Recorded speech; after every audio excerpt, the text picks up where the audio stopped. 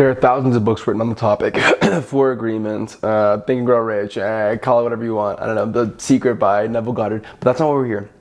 We're here because there is just so much pain and so much stress in the world, and I want to, at the end of the video, there's going to be a tip that's really going to put it all together, kind of tie everything, and package a positive, fulfilling life that is really easy to obtain. But I'm not going to use any of the skills from the Four Agreements or any of those. I'm going to tell you about personal experience, like my personal life and the agreements that I've made with myself, that every single time that I break them, if I do, life just gets extremely difficult. I can either get extremely confused, life can feel hard, it feels like people don't like me. It almost feels as if I don't like myself. The results in my life aren't doing that well. It could be financial, it could be personal, it could be relationships, it could be all of those things. And maybe you're going through the same thing where you're just not seeing the results you want in your life. You don't feel motivated, you don't feel like you're getting out of bed, and there's not really a reason to get out of bed. It doesn't feel like that's the move. And look, I'll tell you right now, there are about 5 different agreements, and the very last one being the most important, because it allows you the freedom to be yourself truly and authentically without worrying about what other people are thinking.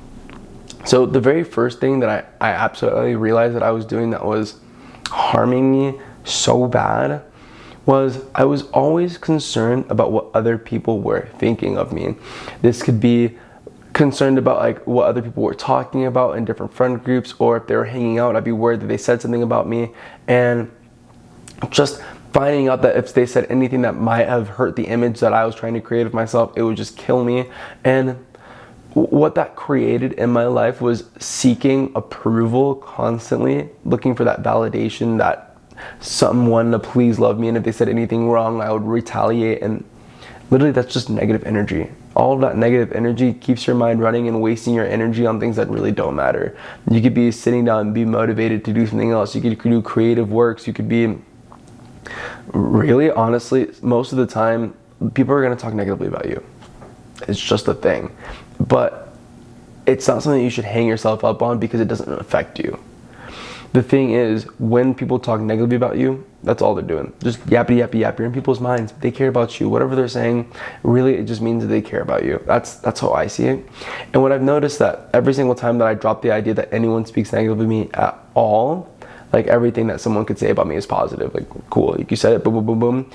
You'll start to notice that once you start acting in a way that is the exact opposite of that, their views change and they want to be around you more, and they want to provide for you, they want to help you, they want to be a part of your life, and they want to change the world with you.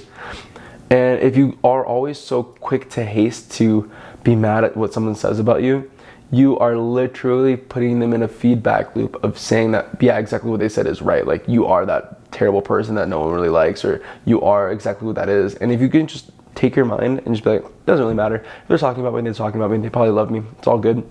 All good in the hood. And just never really worry about it. The best way that I found to just move my mind away from it was to change my objective. I noticed that if I was looking for things for people who had high expectations of others, or was just looking to see someone meet some sort of external obligation that I had placed on them, oftentimes it would lead to me looking at the words they were saying about me and maybe thinking that, oh, they did this because of that, and that's not really their reasoning. So anytime that you're really, really curious, if it really does come down to like what happened, like just ask the person and believe them. That the worst thing you can do is just like, hey, what just happened?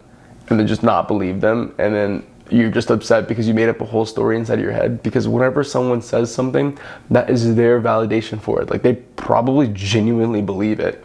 And if that doesn't work for you, ask other people the same questions and really just get a whole like well-rounded understanding of the situation without ever retaliating. And then you'll just know what it is that you're actually doing that is causing the issue, or whether or not it's just that individual. The second thing is never feeling obligated. Absolutely never. Like, I don't ever feel obligated to fulfill any sort of role for anyone ever. And it's not that I don't fulfill the obligation, because that's different than feeling obligated. It's like if I have a standard that I need to meet for myself or for others, I meet that standard, but I don't feel the negative emotion of obligation, shame, or guilt, or that painstaking like feeling of, if this doesn't happen, like everyone's gonna hate me, like in the previous thing.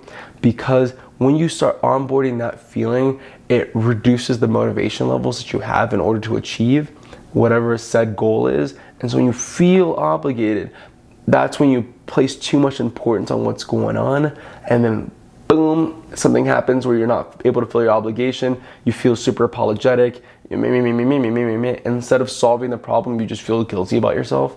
And that's like the flip coin of it, right? On one side, you want to fulfill the obligation. On the other side, you can't be sorry. Like, if I don't fulfill the obligation, it's not like, oh my God, I'm so sorry. How can I make it up to you? Blah, blah, blah, blah, blah. No one, you're just giving someone more things to think about, more choices to make. The least amount of choices you can make someone have, the more that they're gonna like you. If I was supposed to bring you like a flower pot and the pot broke, instead of saying sorry, oh my God, how can I help you? Like, what can I do? All of these questions just frustrate someone. But if you say, hey, I broke the pot, I'm gonna be a little bit late, I'm gonna go run to the Smiths, grab another one, and then we're gonna have a good party because I brought the pot and everyone loves the flowers. You came in with a plan, you came in with the motivation, and obviously you wouldn't have felt obligated to get it there at a specific time or do things completely right all the time. And just that emotion of, it's this emotion of security, really. Like, when you don't feel obligated, you just feel secure. It's like, obviously, that you're not able to get mad at me for anything. Like, anything that I do, I'm sorry, but that's just me. Hey, it happened, move on. Step 2, take an action plan. The third thing that has made it unbelievably easy and fulfilling to live life is when you actively avoid situations that make you sick. That could be your diet and food, because if you're not eating the right foods, honestly, you're not going to feel motivated.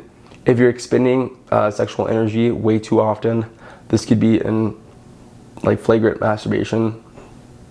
And another way could just be not exercising, but exercising is like one of the last ones. It's really just about like the food that you put in your body. Like, if you're drinking all the time, like, hey, I'm not gonna say that I don't drink and that I don't ever struggle with this, right? But it's like, when you do, like, you'll start noticing over a prolonged period of time that it reduces the amount of energy that you have throughout the day. Same with expending sexual energy way too often or flagrantly. It may feel like you got a boost of energy in the very moment, but what happens is there's like a major decrease in overall motivation or desire to act. And what I've noticed is when I reduce those two things dramatically, I feel way more excited to go out, go live life. People look more attractive. I'm way more involved in the conversations, and the energy that I put off is just a lot more positive and cohesive to whatever situation that might arise. And those are some things that are really, really difficult to avoid if all of your friends are doing it all the time. I completely understand. Been there a million times, and you just need to be aware of it, and it'll help you so you're not fighting yourself all the time. Because what happens is you'll not feel motivated, and then you'll fight yourself for not feeling motivated. It's like, why don't I feel motivated? And that battle right there is a real waste of energy. If you're going back and forth with yourself on the amount of energy that you're wasting, or why you don't feel motivated, and you don't clearly understand why you're not motivated, you're wasting a lot of energy in the moment just beating yourself up and talking about whatever characteristic that you think that you're not, whatever negative embodiment of human scum that you decide to describe yourself as. When that's not really the truth. The truth is, you probably just didn't eat the right meal. You probably hungover. You're maybe on a different whatever narcotic. Like, if you had a really healthy meal, you're sexually adept and aware and conscious, and like your body is in a really good standing, right? Like, we'll just start off there. It can be really difficult to overlook. Like, some people have food allergies. Like my other friend, she has a peanut allergy, and sometimes she accidentally eats peanuts and forgets, and then wonders why she feels terrible throughout the day. And it was the same for me when I was drinking like every single day back in college. And I just didn't understand that food and alcohol and those things actually affected your body in such a way that I would not feel motivated. I just thought it was just like, that's just how life was, because everyone else was doing it, everyone else seemed to be getting things done. But like, in all reality, like, reduce those two things, and you'll just start to notice over the course of like 72 hours of just eating a little bit better and not beating it. And I promise you, like, you'll be like, wow, I didn't even know that was even possible. And then finally, this is probably one of the most important things. like I said, because it wraps everything together. Like all of those things are super, super important to have in the very beginning, but like there's surrounding yourself with the right people. But what is surrounding myself with the right people? Am I with the right people? That's what you're probably asking. And being surrounded by the right people is a combination of a few things, like 3 things I would say. Third probably being extremely, extremely important. The first one is, are these people really quick to anger? Are the people that you're surrounded by easily aggravated? Because if so, what happens is you start complaining, you start justifying, you start doing all these same things that other people around you are doing. If they're really quick to get angry, like, thing is, they're never gonna go anywhere in life.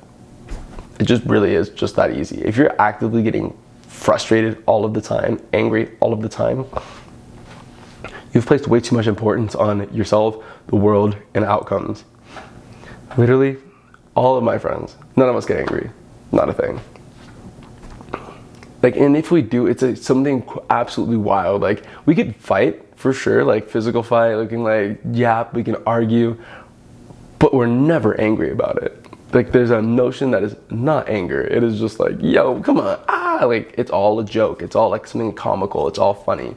Like, my friend Grant used to get his car towed a lot, and every single time it happened, we'd be fake angry, like, oh, no way, darn it, man. But it's all funny. It's all comedy. And other people could be super frustrated, hate their lives, and be bedridden for all day and crying, and that'd be a completely different situation. And if those are in your life, you don't really need it. Are your friends complaining a lot? Are your friends complaining a lot? Or do your friends really want to see you succeed?